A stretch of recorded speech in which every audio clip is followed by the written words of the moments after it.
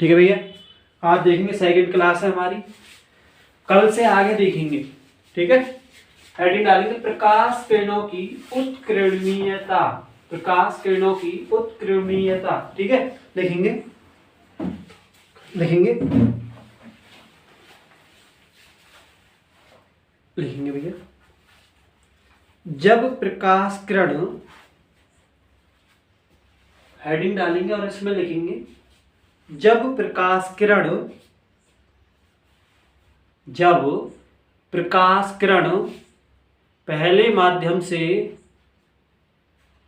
दूसरे माध्यम में प्रवेश करती है, पहले माध्यम से दूसरे माध्यम में प्रवेश करती है, तो स्नेल के नियम से, स्नेल के नियम से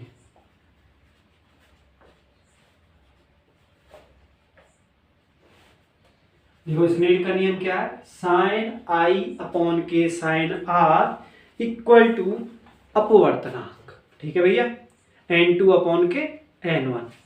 तो लिखेंगे यहां पे स्नेल के नियम से साइन आई, ये क्या, आपतन कोण कीजिए अपॉन के अपवर्तन कोण कीजिए इक्वल टू पहले माध्यम के सापेक्ष दूसरे माध्यम का अपवर्तन। ठीक है, पहले माध्यम के सापेक्ष दूसरे माध्यम का अपवर्तनांक, इक्वेशन 1 मानेंगे। आगे लिखेंगे, अब इसके नीचे लिखेंगे, यहां पे नीचे लिखेंगे प्रकाश का पथ उत्कीर्णनीय होता है। प्रकाश का पथ जैसे लिखेंगे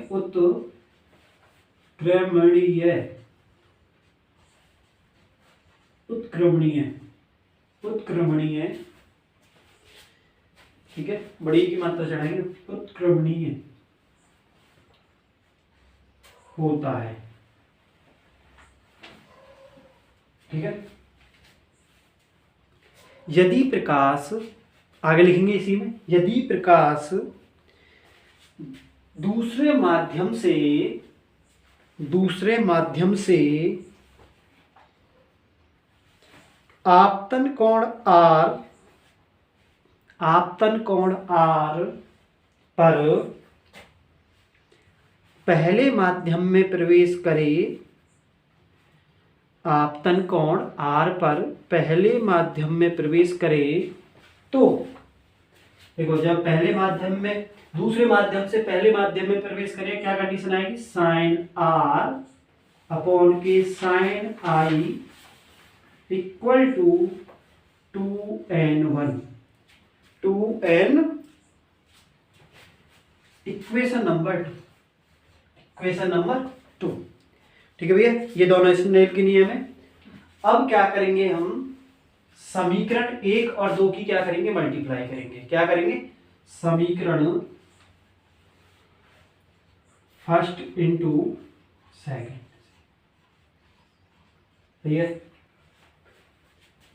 ठीक है, साइन आई अपॉन के sine r multiply sine r, इस साइड की साइड मल्टीप्लाई करेंगे, उस साइड की उस साइड मल्टीप्लाई करेंगे, साइन आर अपॉन के sine i equal to 1n2 multiply 2n1। ठीक है भैया, क्लियर है यहां से। अब देखो, ये कट जाएंगे, साइन आई से साइन आई, साइन आर से साइन आर, तो कंडीशन क्या बन के आएगी, देखो यहां से नोट करेंगे, कंडीशन क्या बन के आएगी, 1 equal to 1n2 multiply 2n1। ठीक है भैया, ठीक है, 1n2 इक्वल टू 1 अपॉन के 2 की पावर n1, 2n1।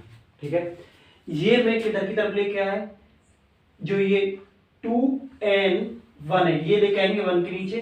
ठीक है, ये कंडीशन बन के आएगी, सिचुएशन बन के आएगी, ये सिचुएशन बन के आएगी। ये याद रखेंगे, पहले माध्यम के सापेक्ष दूसरे माध्यम का अपवर्तनांक।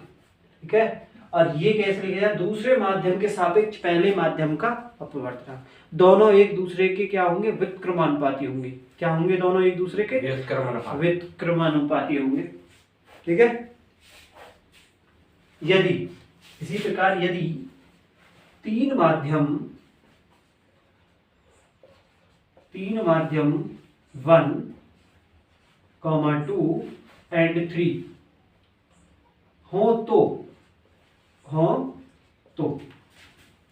तीन माध्यम हो तो क्या कंडीशन बन के आएगी, 1 and 2 multiply 2 and 3 multiply 3 and 1 equal to 1।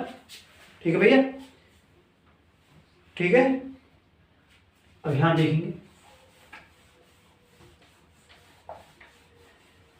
ठीक है, यही तो कंडीशन बन के आएगी, सिचुएशन बन के आएगी। जब दो माध्यम है तो ये कंडीशन बन के आएगी, तीन माध्यम होंगे तो ये कंडीशन बन के आएगी। अगर हम यहां से 2 and 3 निकालें, 1/2 1 and 2 मल्टीप्लाई 3 and 1, सही है, ध्यान सुनेंगे। ठीक है ये, और इसे किस प्रकार लिखेंगे, 2 and 3 इक्वल टू देखो, अब हम लिखे 1 and 3 अपॉन के 1/n2, 1/n2 क्या लिखेंगे, 1/n2। क्यों लिखेंगे, ध्यान सुनो, जब हम 1 and 2 इक्वल टू क्या लिख रहे हैं, 1/2 and 1, जब ये वैल्यू ऊपर ले जाने पर क्या कर रहा है, अपवर्तन माध्यम चेंज कर रहा है। जब ये ऊपर की तरफ ले जाएंगे, ये तीसरे माध्यम के सापेक्ष पहले माध्यम का अपवर्तनांक, और जब इसे ऊपर की तरफ लेके जाएंगे तो ये क्या बनेगा, पहले माध्यम के सापेक्ष तीसरे का अपवर्तनांक। तो ये कंडीशन भी लिखी जा सकती है।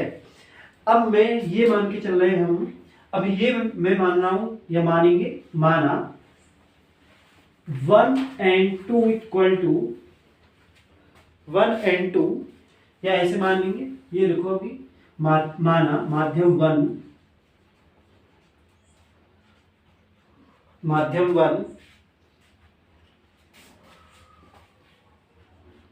वायु ए,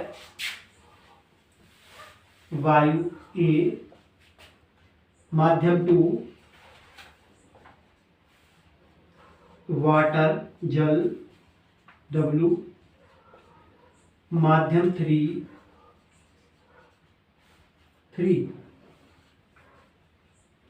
कांच। क्या मान लेंगे, कांच जी। ठीक है भैया, ये तीन माध्यम माने में है। माध्यम फर्स्ट क्या है, वायु एयर, माध्यम 2 क्या है, वाटर जल, W से डिनोट करेंगे, माध्यम 3 का क्या, कांच ग्लास। ठीक है, अब ध्यान सुनेंगे मेरी बात। अब ये जो वैल्यू है AWG, ये इसमें रखेंगे तो यहां से क्या फॉर्मूला निकल के आएगा, वो ध्यान सुनेंगे। यहां पर रखेंगे माध्यम 2 लिखेंगे W and G equal to 1 की A and 3 रखेंगे G अपॉन के A and W। ठीक है, यहां पे लिखेंगे बिल्कुल बीच फ्रंट, ये इक्वल है इसके W and G के। ठीक है, जल के सापेक्ष कांच का अपवर्तनांक निकालेंगे तो कैसे निकालेंगे, वायु के सापेक्ष कांच का अपवर्तनांक अपॉन के वायु के सापेक्ष जल का अपवर्तनांक। ठीक है, ये फॉर्मूला याद रखेंगे। ठीक है भैया, फॉर्मूला याद रखेंगे।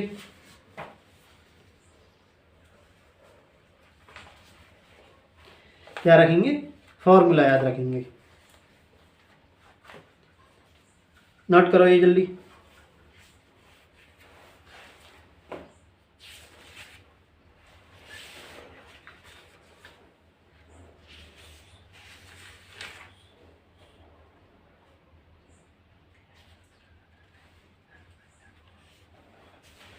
सही है भैया। और इस पर बेस क्वेश्चन क्या है, हम पढ़ चुके हैं किसमें, 10th क्लास में। ठीक है ना, अच्छा भैया, अब एक क्वेश्चन लिखेंगे। देखो ये कॉन्सेप्ट है जो अपवर्तनांक वाला एक एंड है, इससे चेंज करेंगे आगे। अब एक क्वेश्चन लिखेंगे स्नेल के नियम पर, न्यूमेरिकल लिखेंगे। ये साफ कर दो, लिखेंगे फर्स्ट न्यूमेरिकल लिखेंगे अपनी कॉपी में।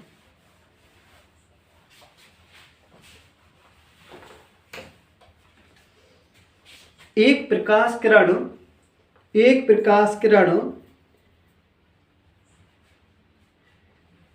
निर्वात से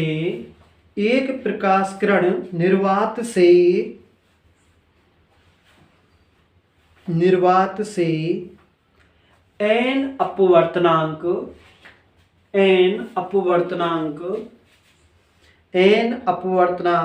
के माध्यम में जाती है। n अपवर्तनांक के माध्यम में जाती है, ठीक है, माध्यम में जाती है। यदि आपतन कोण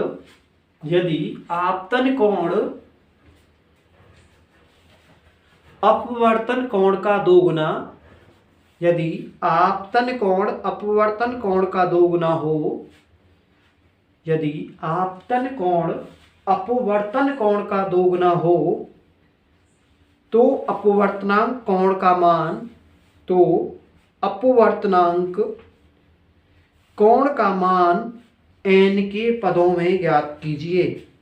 n के पदों में ज्ञात कीजिए, n के पदों में ज्ञात कीजिए। ठीक है, ठीक है भैया, क्वेश्चन समझ में आया? एक बार फिर तो देखेंगे, सुनेंगे ध्यान से। एक प्रकाश किरण निर्वात से n अपवर्तनांक के माध्यम में जाती है। यदि आपतन कोण अपवर्तन कोण का दोगुना है, तो अपवर्तन कोण का मान n के पदों में ज्ञात कीजिए। ठीक है भैया, ध्यान सुनिए। इस टाइप के क्वेश्चन किससे करेंगे? स्नेल के नियम से। स्नेल के नियम से फर्स्ट क्वेश्चन है ये। स्नेल के नियम से इस बार भी एक क्वेश्चन पूछा गया इसी टाइप का। स्नेल के नियम से बेस्ट क्वेश्चन है ये। क्या बेस्ट क्वेश्चन है? स्नेल के नियम से। ठीक है भैया, अब ध्यान सुनिए।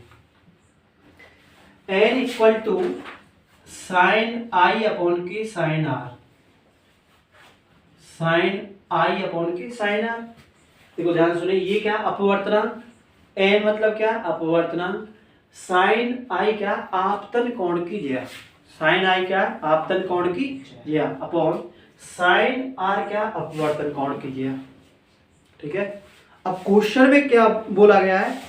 यदि आपतन कोण अपवर्तन कोण का दोगुना हो, यदि कंडीशन क्या है? यदि आपतन कोण आई, आपतन कोण मतलब आई, अपवर्तन कोण का क्या हो? दोगुना हो। आई आपतन कोण, अपवर्तन कोण का क्या है? दोगुना। तो जो आई की वैल्यू यहां पर पुट करेंगे, n equal to sine 2r upon के साइन आर। ठीक है भैया, अब ध्यान सुनिए। हमने साइन टू थीटा का फॉर्मूला पढ़ा है। साइन टू थीटा क्या होगा? 2 sine theta into cos theta. सही है। आर की यहाँ थीटा की जगह क्या पुट करना? आर। आर क्या? अपवर्तन कोण, और वैल्यू लानी किसके? आर की वैल्यू लानी है एंड के पदों में। तो यहाँ पर फॉर्मूला आएंगे 2 sine r into cos r upon के साइन आर। साइन आर से sine r cancel, sine r से साइन आर कैंसिल, तो एन की वैल्यू क्या आ गई? 2 कॉस आर।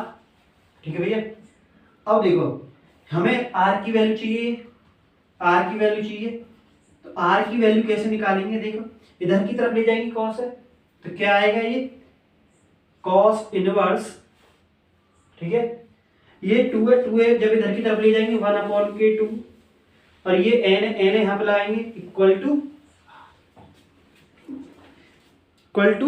r। अब इसे किस प्रकार लिखेंगे, r equal to cos inverse n/2।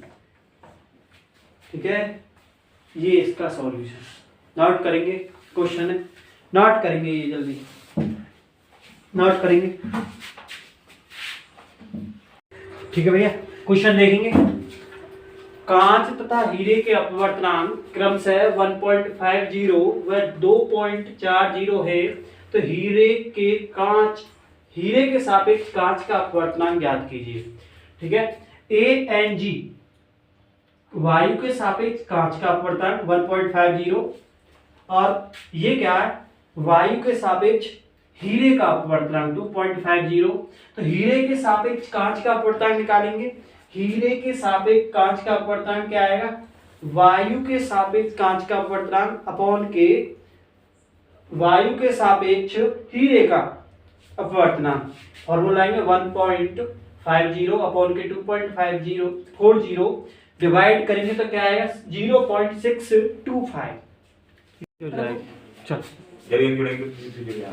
ठीक है भैया, आप देखेंगे आगे ये क्वेश्चन बताएंगे, बढ़िया क्वेश्चन है ये, नोट करेंगे। कांच तथा हीरे के अपवर्तनांक क्रमशः 1.50 व 2.40 है, तो हीरे के सापेक्ष कांच का अपवर्तनांक ज्ञात कीजिए। ठीक है, सबकी समझ में आया है, नोट करेंगे अपनी अपनी कॉपी में, नोट करेंगे।